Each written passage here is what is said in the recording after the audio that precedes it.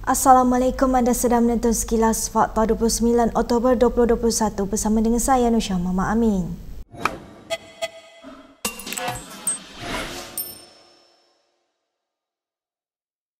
Menteri Kewangan Tengku Zafrul Abdul Aziz membentangkan Belanjawan 2022 hari ini yang memberi fokus kepada pemulihan ekonomi negara pasca COVID-19 bertemakan Keluarga Malaysia Makmur Sejahtera sebanyak RM332.1 bilion diperuntukkan, iaitu jumlah terbesar dalam sejarah belanjawan negara.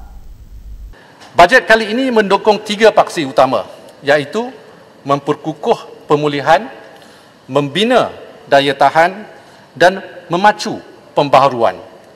Matlamat bajet 2022 kekal dengan 3 fokus induk, iaitu pertama, rakyat yang sejahtera, kedua, perniagaan yang berdaya tahan, dan ketiga, ekonomi yang makmur dan mampan.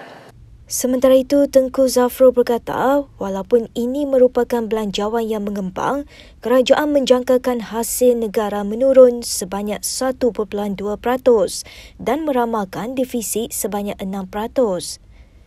Belanjawan ini dijangka mendapat sokongan bipartisan berdasarkan memorandum persefahaman yang ditandatangani antara kerajaan dan Pakatan Harapan pada September lalu.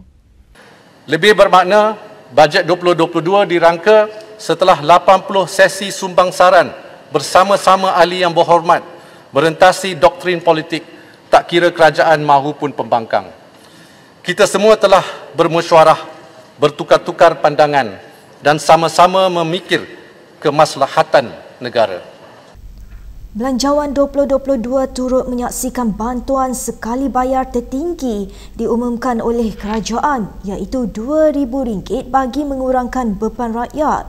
Menerusi bantuan Keluarga Malaysia BKM, beberapa pembaharuan dibuat daripada inisiatif bantuan tunai sebelum ini supaya kumpulan terkesan diberi lebih tumpuan. Oleh itu, untuk tahun 2022, BKM akan menyalurkan bantuan iaitu sebanyak RM2,000 kepada isi rumah yang mempunyai 3 orang anak atau lebih dengan pendapatan kurang RM2,500 sebulan. Pemberian bantuan ini merupakan peningkatan berbanding RM1,800 iaitu kadar tertinggi di bawah Bantuan Prihatin Rakyat atau BPR sebelum ini. Sebagai pembaharuan, kerajaan juga akan memberi bantuan tambahan sebanyak RM500 lagi kepada ibu dan bapa tunggal yang mempunyai anak tanggungan dan berpendapatan bulanan sehingga RM5,000. Selain itu, bantuan tambahan sebanyak RM300 lagi turut diberikan kepada isi rumah warga emas. Ini bermakna kepada ibu atau bapa tunggal dengan 3 anak atau lebih layak mendapat BKM maksimum sebanyak RM2,500. Kementerian Pendidikan terus mendapat peruntukan terbesar iaitu RM52.6 bilion atau 16% daripada anggaran keseluruhan belanjawan. Sementara itu, peruntukan kedua terbesar diberikan kepada Kementerian Kesihatan iaitu sebanyak RM32.4 bilion. Peperangan kita dengan pandemik COVID-19 ini masih belum berakhir. Oleh itu, tambahan RM4 bilion disediakan khusus untuk meneruskan agenda menangani COVID-19 yang merangkumi RM2 bilion bagi membiayai program vaksinasi. Manakala RM2 bilion lagi disediakan bagi meningkatkan kapasiti fasiliti perkhidmatan kesihatan awam seperti pembelian bekalan ubat, bahan guna habis, PPE dan kit kesihatan. Kerajaan juga akan menandatangani perjanjian untuk mendapatkan 88 juta dos vaksin ketiga untuk semua penduduk berusia 12 tahun dan ke atas. Tengku Zafrul menutup pembentangan Belanjawan 2022 hari ini dengan mengingatkan ahli parlimen berkenaan peperangan melawan COVID-19 yang masih belum berakhir. Dalam reaksi segera, Pengerusi Jawatan Kuasa Ekonomi PH Tony Pua memuji Kementerian Kewangan kerana menerima pakai beberapa langkah kritikal yang dicadangkan PH. Bagaimanapun, Tony menyifatkan belanjawan ini gagal mengetengahkan sebarang langkah bagi mengelakkan krisis kewangan dalam masa 3 hingga 5 tahun. Dalam kenyataannya, Tony berkata, berdasarkan unjuran fiskal 2022, pendapatan negara hanya akan mencecah 13.9% daripada KDNK sepanjang tempoh ini. Ini bermakna kerajaan tidak mempunyai cukup dana untuk berbelanja, melabur dan mempengaruhi hala tuju ekonomi negara. Apa yang lebih membimbangkan katanya ialah kenaikan besar-besaran caj khidmat hutang untuk 2022 daripada projek mega dan bayaran hutang akibat skandal di bawah pentadbiran bekas Perdana Menteri Najib Razak.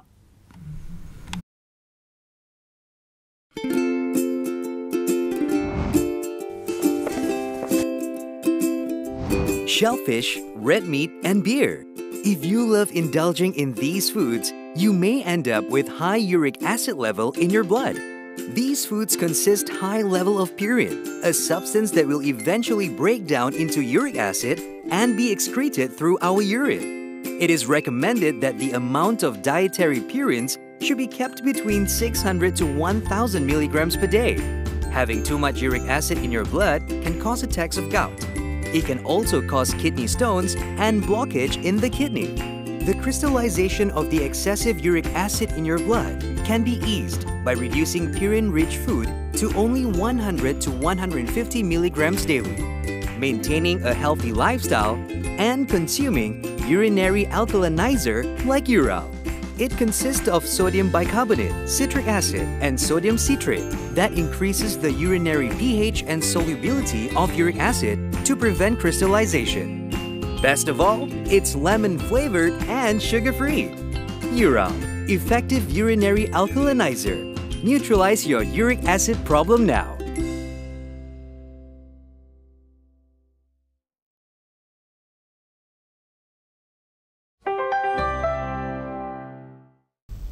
Baik, kita ke perkembangan pilihan raya negeri Melaka.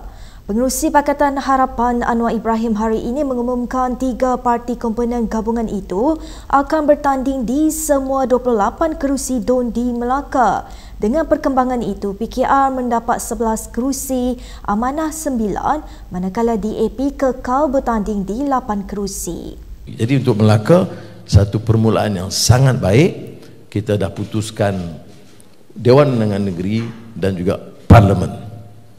Pengumuman itu menimbulkan tanda tanya mengenai kedudukan Parti Muda yang baru-baru ini menyuarakan hasrat untuk bertanding di Melaka di bawah tiket PH.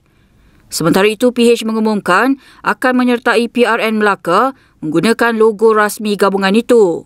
Kita seluruh kekuatan PH, DAP Amanah dan Keadilan akan hanya menonjolkan logo Pakatan Harapan. Jadi kita berjuang atas satu logo, satu pendirian dan satu manifesto bagi peringkat negeri.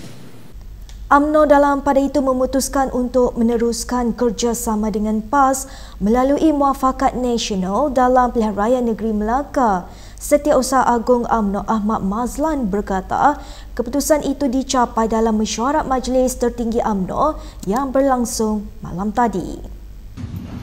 Asas persefahaman dengan PAS berpandukan pada prinsip bahawa PAS menggunakan lambang partinya sendiri selaras dengan semangat dan ketetapan Jawatankuasa Induk Muafakat Nasional dalam mesyuarat pada 19 Oktober 2020 dan 18 November 2020. Ini adalah untuk mengelakkan pertembungan sesama sendiri dan pada masa yang sama mengekalkan penggunaan lambang parti masing-masing dalam pilihan raya. Bagaimanapun, anggota Jawatankuasa PAS Pusat, Khairuddin Aman Razali berkata, parti itu tidak terikat dengan syarat parti lain dan akan membuat keputusannya sendiri mengenai perkara itu. Baik, berikut beberapa lagi ringkasan berita untuk hari ini.